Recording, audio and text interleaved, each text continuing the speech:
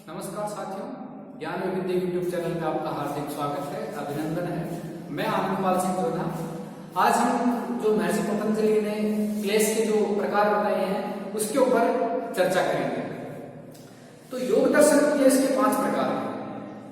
जो योग सूत्र है उसमें क्लेश के 5 प्रकार बताए गए हैं और महर्षि पतंजलि ने सूत्र की रचना करते हुए ये बताया है कि अविद्या अस्मिता राग द्वेष अभिनिवेश पंचक्लेश। अविद्या अस्मिता राग द्वेष अभिनिवेश, ये 5 क्लेश हैं। ये पंचक्लेश ही महान दुख के प्रदाता हैं। जो सबसे बड़ा जो दुख है वो किससे मिलता है? इन्हीं 5 क्लेशों से। इन क्लेशों के कारण ही व्यक्ति कर्म करता है। ये जो क्लेश हैं इनके कारण ही व्यक्ति अपना कर्म करता है और पुनः वैसे ही कर्म बंधन होते हैं। जैसा कर्म करेगा वैसे उसको बंधन होंगे। क्लेश बीज रूप में है जो परिणाम के द्वारा व्यक्त होते हैं, अर्थात व्यवहार से इसके अस्तित्व का ज्ञान होता है। इन पंच क्लेशों का विवरण जो अब हम आगे चर्चा करेंगे वो इस प्रकार से है कि जो पहला हमारा जो क्लेश है, एक बार आपके सामने जो महर्षि पतंजलि ने सूत्र बताया है वो लिख देता हूं। अविद्या अस्मिता, अविद्या अस्मिता राग द्वेष अभिनिवेश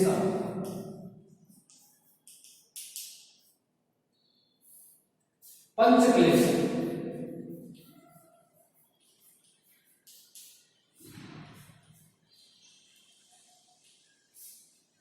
अविद्या अस्मिता राग द्वेष अभिनिवेश पंचक्लेश, ये 5 क्लेश हैं। पहला जो हमारा क्लेश है वो हो जाएगा अविद्या। अविद्या का अर्थ है विद्या का अभाव, ज्ञान का अभाव। विद्या केवल पुस्तक की ज्ञान नहीं है, अपितु इसमें बुद्धि के उच्च क्षेत्र भी कार्य करते हैं। अन्यथा शिक्षित कहा जाने वाला वर्ग तो अविद्या से मुक्त ही होता है, लेकिन ऐसा होता नहीं है। अतः विद्या का संबंध पुस्तकों से नहीं अपितु बुद्धि के उच्च स्तर से है, जहां उचित अनुचित सही गलत संश्लेषण विश्लेषण आदि की जिसमें प्रधानता होती है। पुस्तकें इसमें सहायक अवश्य बन सकती है। जो आपका ज्ञान है उसमें पुस्तकें सहायक बन सकती है, लेकिन वो पूर्ण रूप उसका नहीं ले सकती, ज्ञान का पूर्ण रूप नहीं ले सकती। धारण करने वाला ऊहापोह आदि करने वाला जो मस्तिष्क है, बुद्धि का स्तर है, विद्वानों ने बुद्धि के 7 स्तर माने। जो विद्वान पुरुष हैं उन्होंने बुद्धि के 7 स्तर बनाए हैं। पहला है सुश्रुवा, जिसका अर्थ होता है जिज्ञासा। दूसरा है श्रवण, अर्थात सुनना, ग्रहण, धारण, ऊहापोह अर्थ होता है चिंतन मंथन करना, किसी चीज के ऊपर विचार करना। अर्थ का अर्थ यहां हो जाएगा मूल्य, और विज्ञान, विशेष ज्ञान। अतः ज्ञान को विज्ञान बनाने तक की पूरी प्रक्रिया बुद्धि के विभिन्न स्तरों द्वारा संपादित होती है। जो ज्ञान होता है उसको पूरा विज्ञान बनाने के लिए जो बुद्धि के विभिन्न स्तर कार्य करते हैं, विभिन्न स्तरों द्वारा बुद्धि के जो विभिन्न स्तर हैं उनके द्वारा संपादित होती है। ज्ञान जब अधूरा रहता है तब विद्या नहीं अपितु अविद्या का ही साम्राज्य रहता है। अर्थात अविद्या की जो मात्रा है वो ज्यादा रहती है। अविद्या को सब क्लेशों का मूल बताया गया है। जितने भी क्लेश हैं उसका जो मूल है, उसकी जो जड़ है वो अविद्या है। कोई भी आप कार्य करते हैं उसका ज्ञान नहीं है और उस कार्य के होने के बाद आपको पीड़ा का अनुभव होता है, दुख होता है, तो वह क्लेश कहलाता है। तो उस क्लेश के पीछे आपको ज्ञान नहीं था। उदाहरण से आप समझे, मान लीजिए आप ऐसा कोई कार्य कर बैठे जिसका आपको बिल्कुल नॉलेज नहीं था और आपने वो काम कर दिया। अब वो कार्य गलत हो गए या उसका जो लोगों का मानना है वो एकदम से उस गलत है, तो उसको सोच करके क्या होगा, आपको पीड़ा महसूस होगी। परंतु एक दृष्टि से अगर ये देखा जाए कि आप यदि उस कार्य के प्रति आपके पास ज्ञान होता तो शायद वो कार्य सही वे में जाता, आप उसको लोग उसको गलत साबित नहीं कर सकते थे, गलत धारणा नहीं बनती। और अगर गलत धारणा नहीं बनती तो आपको जो क्लेश महसूस हुआ वो कदापि न होता। तो इसके अंदर कहने का तात्पर्य ये है कि बिना ज्ञान के जो भी कार्य किया जाता है उससे जो पीड़ा महसूस होती है उसका मूल कारण अविद्या है, बिना ज्ञान का अभाव है। अविद्या को सब क्लेशों का मूल माना गया है, इसलिए महर्षि पतंजलि ने बहुत अच्छा इसका सूत्र पेश किया है। अविद्या क्षेत्र मुद्रेशान प्रसुप्त तनु विच्छिन्नो धारणम। अविद्या क्षेत्र मुद्रेशान प्रसुप्त तनु विच्छिन्नो धारणम, अर्थात अविद्या ही प्रसुप्त तनु विच्छिन्न और उदार वाला क्लेश क्षेत्र है। अर्थात अविद्या की सुप्त, निर्बल, बिखरे हुए और विस्तृत क्लेशों की अवस्था का क्षेत्र अथवा मूल कारण होती है। कहने का तात्पर्य यह है कि अविद्या अन्य 4 क्लेशों की भी जननी है। जो बाकी जो 4 क्लेश हैं, अस्मिता, राग, द्वेष, अभिनिवेश, ये जो 4 क्लेश है बचे हुए, इनकी जननी कौन है? आपकी अविद्या। आपको अगर ज्ञान नहीं है तो बाकी के जो 4 क्लेश है वो ऑटोमेटिक पनपते जाएंगे। तो इसलिए इसको अविद्या को बाकी 4 क्लेशों की जननी भी बताया गया है। यदि अविद्या का अभाव हो जाता है, यदि अविद्या का अभाव हो जाता है तब अन्य क्लेश भी समाहित हो जाते हैं, उनका अस्तित्व भी समाप्त हो जाता है। अविद्या से उत्पन्न अन्य 4 क्लेश 4 अवस्थाओं में रहते हैं। अविद्या से उत्पन्न जो 4 प्रकार के क्लेश है वो 4 अवस्थाओं में रहते हैं, जिसमें बताया गया कि प्रसुप्त, तन्मू, विच्छिन्न और उदार। ये जो क्लेश हैं इनकी भी 4 अवस्थाएं बताई गई है, प्रसुप्त, तनु, विच्छिन्न, धारणा। जैसा कि सूत्र बताया था, अविद्या क्षेत्र मुद्रेशान प्रसुप्त तनु विच्छिन्नो धारणा। तो आइए जो प्रसुप्त है उसको अपन थोड़ा पढ़ते हैं। प्रसुप्त का अर्थ है सोया हुआ, सुप्त, सुप्त अवस्था, सोया हुआ। जो क्लेश चित्त भूमि में अवस्थित होते हैं, जो क्लेश चित्त की भूमियों में स्थित होते हैं, चित्त में स्थिर रहते हैं, लेकिन जागृत अवस्था में नहीं होते, सुप्त अवस्था में होते हैं, न कि जागृत अवस्था में, वे प्रसुप्त क्लेश हैं। स्थिर अवस्था में होने के कारण अपना कार्य संपादित नहीं कर पाते। स्थिर अवस्था में होने के कारण वो अपना कार्य संपादित नहीं कर पाते हैं। जैसे बाल्य अवस्था में विषय भोगों की वासना बीज तो चित्त में दबी रहती है, लेकिन समय आने पर वो जागृत हो जाती है। सुषुप्ति अवस्था में तमोगुण की प्रधानता होने से ये अपना कार्य नहीं कर पाते, लेकिन रजोगुण की प्रधानता होने पर वे क्रियाशील हो जाते हैं। देखिए उसमें जो 3 प्रकार के जो गुण बताए हैं, सतोगुण, रजोगुण, तमोगुण, इसकी भी इसमें प्रधानता बताई गई है। जैसे सुषुप्ति अवस्था में तमोगुण की प्रधानता है, लेकिन रजोगुण की प्रधानता होने से वो क्लेश अपना कार्य करना शुरू कर देते, क्रियाशील हो जाते हैं। कहने का तात्पर्य है कि जब तक संस्कार बीज रूप में रहते हैं, जो भी संस्कार हैं वो बीज रूप में रहते हैं, वे सुप्त अवस्था में होते हैं। जब तक वो बीज रूप में है तो वो सुप्त अवस्था कहलाएगी, परंतु सुप्त अवस्था में है तो वो फल नहीं देते हैं। अतः अविद्या उत्पन्न अन्य क्लेश जब तक सुप्त अवस्था में रहते हैं तब तक वे निष्क्रिय ही रहते हैं।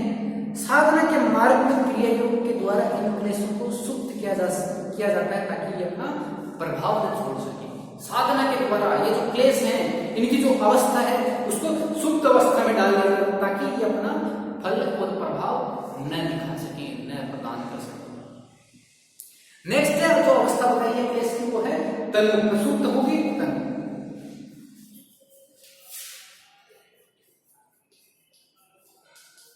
प्रसूत। सेकंड हो जाएगा हमारा तनु। तनु का अर्थ है निर्बल और कमजोर। निर्बल कमजोर, जिन क्लेशों को क्रिया योग द्वारा निर्बल तथा शिथिल किया गया हो वे क्लेश तनु क्लेश है, अर्थात निर्बल क्लेश है, कमजोर क्लेश है। विषय होने पर भी वे अपना कार्य नहीं कर पाते हैं और शांत रहते हैं, लेकिन वासनाएं चित्त भूमि में बनी रहती है। यदि बीज निर्मल होता है तो बड़ा वृक्ष बनने की संभावना भी कम हो जाती है। इसी प्रकार चित्त में अवस्थित संस्कार चित्त में बीज रूप में तो निरंतर विद्यमान रहते ही हैं, पर फल नहीं दे सकते। ऐसी स्थिति में व्यक्ति या साधक क्रियाशील रहने में सक्षम नहीं हो पाता है। साधना के क्षेत्र में क्रिया योग से ही यह संभव होता है। विच्छिन्न, नेक्स्ट जो अपनी अवस्था है विच्छिन्न।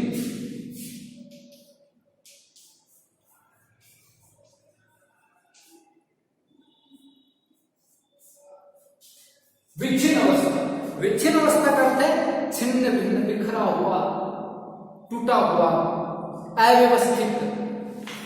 अतः विच्छिन्न वे क्लेश होते हैं जो अस्तित्व में है लेकिन किसी दूसरे के बल से दबे हुए हैं। अस्तित्व में तो है परंतु दूसरे के कारण दबे हुए हैं। जब बलवान क्लेश हटता है तो ही वे उपस्थित हो जाते हैं। जैसे सुख की उपस्थिति में दुख छिपा रहता है। जब उस व्यक्ति को सुख की अनुभूति होती है तो व्यक्ति के सामने दुख नहीं रहता। और ठीक इसके विपरीत जब दुख की स्थिति होती है, भयंकर दुख की स्थिति होती है, तब सुख की इच्छा नहीं होती है, सुख की प्राप्ति नहीं होती, सुख का अनुभव नहीं होता। राग की अवस्था में द्वेष छिपा रहता है। जहां आपका जिस चीज से अटैचमेंट है तो आप उसे दूर नहीं बना पाओगे, या जो द्वेष की अवस्था है वो वहां टिक नहीं पाएगी। अगर आपके भाव में प्रेम है तो आपका जो घृणा का भाव है, जो द्वेष का भाव है, जो ईर्ष्या का भाव है, वो दबा हुआ रहेगा।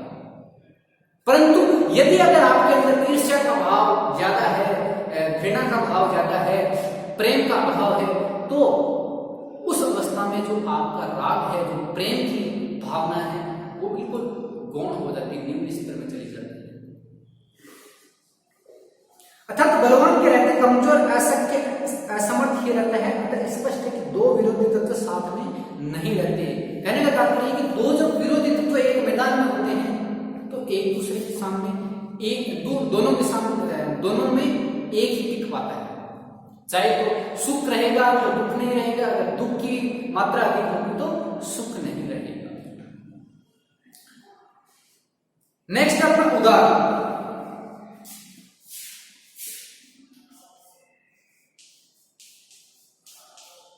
उदार का अर्थ है विस्तृत, फैला हुआ, असंकुचित, सीमा रहित, असीम, शक्तिमान, जिसको आप अन्य कोई भी नाम दे सकते हैं, जो असीमित का या सीमा रहित का कोई भी पर्याय शब्द है वो आप इसको दे सकते हैं। अतः जो क्लेश अपने समस्त विषयों, सहायक विषयों, भोगों को पाकर के अपने कार्य में सुचारू रूप से प्रवृत्त होते हैं, उदार क्लेश कहलाते हैं। अर्थात संपूर्ण विषयों के भोगों को पाकर भी अविचलित नहीं है, वरन अपना कार्य सुचारू एवं व्यवस्थित तरीके से कर रहे हैं। अपना कार्य व्यवस्थित तरीके से कर रहे हैं, यह अवस्था उदार अवस्था कहलाती है।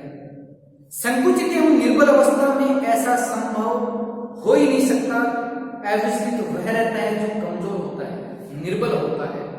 यह तो इसकी विपरीत अवस्था है जहां क्लेश उदार है, शक्तिशाली है, जो अपना कार्य भी अपनी शक्ति के अनुरूप करते हैं। क्रिया योग की साधना के द्वारा इसे संकुचित और निर्बल किया जा सकता है। क्रिया योग की जो साधना है इसके द्वारा इसको संकुचित और निर्बल किया जा सकता है। अब देखिए जो हमारा जो अगला टॉपिक है वो हो जाएगा अविद्या का स्वरूप, अविद्या का स्वरूप, अविद्या का स्वरूप अर्थात अविद्या का अर्थ ज्ञान का अभाव, जैसे हमने पहले चर्चा की थी, अर्थात सत्य ज्ञान का अभाव। भाई अविद्या क्या है? ज्ञान का अभाव। और जहां ज्ञान नहीं है अर्थात आप सत्य से परिचित नहीं है तो सत्य का अभाव इसको नाम दिया जा सकता है। योग दर्शन में अविद्या को स्पष्ट करते हुए महर्षि पतंजलि ने सूत्र बताया है, अनित्य शुचि दुखानात्मसु नित्य शुचि सुखात्म ख्याति विद्या।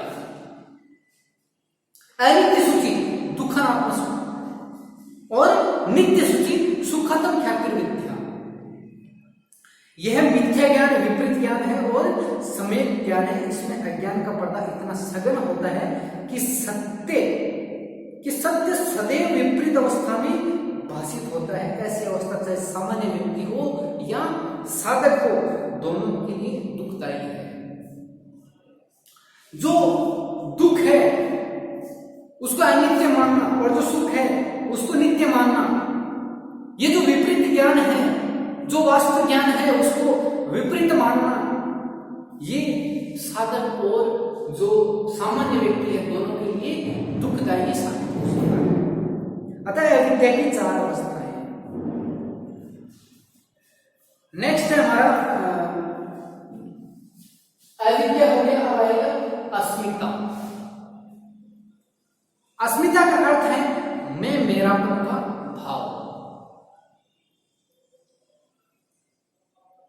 अस्मिता को स्पष्ट करके महर्षि पतंजलि बताते हैं दिग् दर्शन सत्योर्कात्मते वास्मिता। दिग् दर्शन सत्योर्कात्मते वास्मिता अर्थात दिग् शक्ति और दर्शन शक्ति में एकात्मता की अनुभूति हो जाना अस्मिता है। हमारे भीतर दो प्रकार की शक्तियां हैं, दो प्रकार की शक्तियां हैं हमारे भीतर दो प्रकार की शक्ति हैं। पहली है दिक् शक्ति और दूसरी है दृश्य शक्ति। दृक् शक्ति है दृष्टा देखने वाला अर्थात पुरुष और दर्शन शक्ति अर्थात दिखाई देने वाली बुद्धि या चित्त। पुरुष तो चेतन है, निष्क्रिय है, अपरिणामी है, स्वामी है। इसके विपरीत चित्त जड़ है, सक्रिय है, परिणामी है और यह एक रूप से आपका नौकर भी है। अतः ये स्पष्ट है कि दोनों का अस्तित्व भिन्न भिन्न है, दोनों पृथक है, दोनों विलक्षण है, इसलिए कभी एक नहीं हो सकते। नेक्स्ट है हमारा राग। राग का अर्थ है सुखात्मक अनुभूति, प्रियता की अनुभूति, सुख की अनुभूति, प्रिय की अनुभूति। तो राग को स्पष्ट करते हुए महर्षि पतंजलि एक छोटे से सूत्र में बताते हैं सुखानुश्रयी राग है। सुख की स्थिति अर्थात सुख भोगने के बाद उसके पीछे रहने वाला क्लेश राग है। जो आपने सुख की प्राप्ति की, सुख का भोग किया और उस भोग करने के बाद आपकी जो इच्छा बनी रहती है वो आपका क्लेश राग है। किसी विषय को देखने, सुनने या स्वाद लेने पर उसकी सुखद अनुभूति होना एक बात है और उसकी उसकी बार बार भोगने की वृत्तियां चित्त में पुनः सुख की इच्छा भोगने का रहना अलग बात है। दोनों स्थितियां अलग अलग बताई गई है। यह बार बार सुख भोगने की इच्छा का होना राग है। मनोकूल विषयों के प्रति ही राग होता है। जो मन के अनुकूल जो विषय होते हैं उनसे ही अटैचमेंट होता है। जो हमारे अटैचमेंट, हम जिससे अटैचमेंट न करें या जो हमारे मन के अनुकूल न हो उसे में राग कम होता है या नहीं होता है। उदाहरण के लिए ऐसी कोई आपको टास्क दे दिया जाए जिसे आपको पढ़ना है, ठीक है, बहुत सारे लोगों का पढ़ने में इंटरेस्ट होता है, लेकिन दो चार लोग उसमें ऐसे मिलेंगे जिनका इंटरेस्ट नहीं, तो वो क्या स्थिति मनोकूल नहीं है, ठीक है, तो वो आपका उससे अटैचमेंट नहीं हो पाएगा।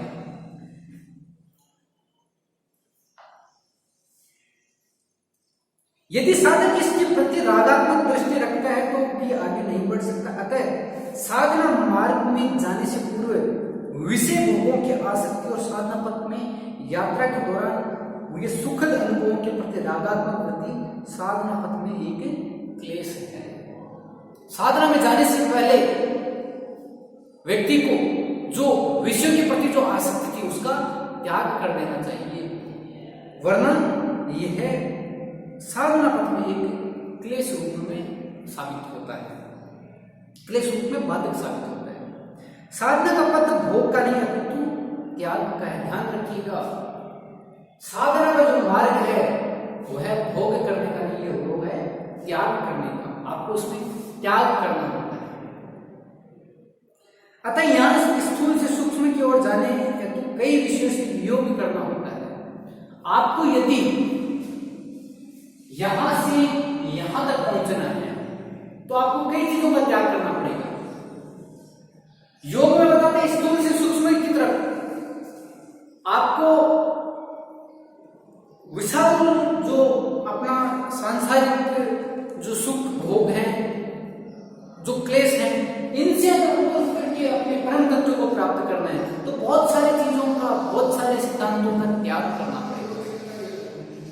ठीक वैसे ही जैसे आप रीट के एग्जाम के अंदर केवल तैयारी में ध्यान देते हैं, बाकी जो चीजें हैं उसको आप बिल्कुल नजरअंदाज कर दें, छोड़ देते हैं, कोई भी एंजॉयमेंट का साधन है उससे आप स्किप हो जाते हैं, तो वो चीज आपको साधना में बताएगी, आपको वियोग करना पड़ेगा। नेक्स्ट है हमारा द्वेष, राग हो गया, नेक्स्ट है द्वेष। द्वेष का अर्थ होता है घृणा या ईर्ष्या। द्वेष की स्थिति दुखात्मक अनुभूति, अप्रिय अनुभूति स्पष्ट करते हैं। महर्षि पतंजलि बताते हैं दुखानुसई द्वेष है। दुख की अनुभूति के पीछे रहने वाला क्लेश ही द्वेष है। यूं भी कह सकते हैं कि पीड़ा अथवा दुख से पलायन का भाव ही द्वेष है। प्रतिकूल विषयों में उत्पन्न दुखानुभूति साधक को विषय भोगों से दूर हटाती है, क्योंकि दुख के पीछे अनासक्ति का भाव होता है, विकृष्ण का भाव होता है, घृणा का भाव होता है। दुख में ये सभी भाव छुपे रहते हैं, घृणा, विकृष्ण, दुख, अप्रिय, जिससे व्यक्ति अथवा साधक उनसे दूर होना चाहता है, दुखानुभूति करने वाला विषय या पदार्थों में विकर्षण का भाव होता है, द्वेष का भाव होता है। ऐसे विषय चित्त को अस्थिर रखते हैं, अशांत रहते हैं, उद्वेलित करते हैं। अतः द्वेष भी बंधन कारक है। जो द्वेष है वो व्यक्ति को बंधन में डाल देते हैं। द्वेष के कारण ही अनेक समस्याएं उत्पन्न होती है। द्वेष के कारण से ही व्यक्ति को बहुत सारी प्रॉब्लम फेस करनी पड़ती है। हिंसा, असत्य, छल, कपट, अपराध आदि व्यवहार के ऐसे बाधक तत्व हैं जो जीवन को नर्क बना देते हैं। जो छल कपट है, ईर्ष्या है, असत्य है, हिंसा है, वो आदमी का जो जीवन होता है उसको नर्क बना देते हैं। साधना का क्षेत्र भी कठिन है। इसमें भी चित्त की यात्रा में अनेक अनुभव अप्रिय भी हो सकते हैं। साधना का जो मार्ग है बड़ा कठिन है और इसके अंदर व्यक्ति को बहुत सारे अनुभव ऐसे भी हो सकते हैं जो अप्रिय हो, दुख देने वाले हो। यदि ऐसे समय में साधक इन्हें संभाव से नहीं देखता, धैर्य नहीं रखते या पलायन कर देता तो वो मंजिल हमेशा के लिए दूर हो जाती है, वो प्राप्त नहीं कर सकता। तो ये था हमारा द्वेष। नेक्स्ट है अभिनिवेश। अभिनिवेश अर्थात मृत्यु का भय, जीने की इच्छा। मृत्यु का भय इसका विलोम शब्द हो जाएगा जीने की इच्छा। तो इसको एक श्लोक में पिरोते हैं अपन। महर्षि पतंजलि ने बताया है, स्वर स्वाही विदुषोपि तथा रुद्धो अभिनिवेश। स्वर स्वाही विदुषोपि तथा रुद्धो अभिनिवेश। अपने रस से प्लवित जीने की तीव्र अभिलाषा जो मूढ़ों में भी नहीं अभी तो विद्वानों में आरूढ़ है वह अभिनिवेश है। कहने का तात्पर्य है कि जीने की प्रबल इच्छा सामान्य व्यक्तियों में ही नहीं वरन विद्वानों में होती है। अभिनिवेश तीव्र जीने की इच्छा है और साथ ही मृत्यु से भय भी है। जीने की इच्छा बहुत प्रबल है, तीव्र है, लेकिन मरने का सबको डर लगता है। संसार का प्रत्येक प्राणी जीना चाहता है, नहीं कि मरना। मरना कोई नहीं चाहता है, सब प्राणी हैं जो अपना जीवन चाहते हैं, वो भी सुख के साथ। अतः प्राण रक्षा उसकी जीवन का मुख्य उद्देश्य और महत्वपूर्ण मूल्य बन जाता है। यह सत्य है कि जीवन के रहते ही सब कुछ है, जीवन के बिना कुछ नहीं है। जो जीवन, जब तक जीवन है, जब तक लाइफ है, तब तक सब कुछ है उस व्यक्ति के लिए। परंतु जिस दिन लाइफ नहीं है उस दिन सब खत्म है, कुछ भी नहीं बचता। दूसरी ओर यह भी सत्य है कि संसार नश्वर है, संसार में कुछ नहीं बिगड़ने वाला है, अस्थायी है, संसार अस्थायी है। इसके उपरांत भी अभिनिवेश बना रहता है, मृत्यु का भय बना रहता है, जो अविद्या का परिणाम है। मैंने आपको स्टार्टिंग में बताया था, बाकी जो चार अभिनिवेश, इसकी जो मुख्य जड़ है वो क्या है? अविद्या है। साधना के क्षेत्र में यह क्लेश साधक को आगे बढ़ने से रोकता है। ये जो चारों क्लेश बताए, पांचों क्लेश बताए हैं, पंच क्लेश हैं, ये साधना के क्षेत्र में बाधक तत्व साबित होते हैं, पांचों क्लेश। तो ये था हमारा जो क्लेश के विभिन्न प्रकार के 5 क्लेश पढ़े, अविद्या, अस्मिता, राग, द्वेष, अभिनिवेश, विस्तृत रूप से इस पर चर्चा की। अगले टॉपिक में फिर अपन किसी नए सब्जेक्ट के साथ मिलते हैं। आज के लिए धन्यवाद।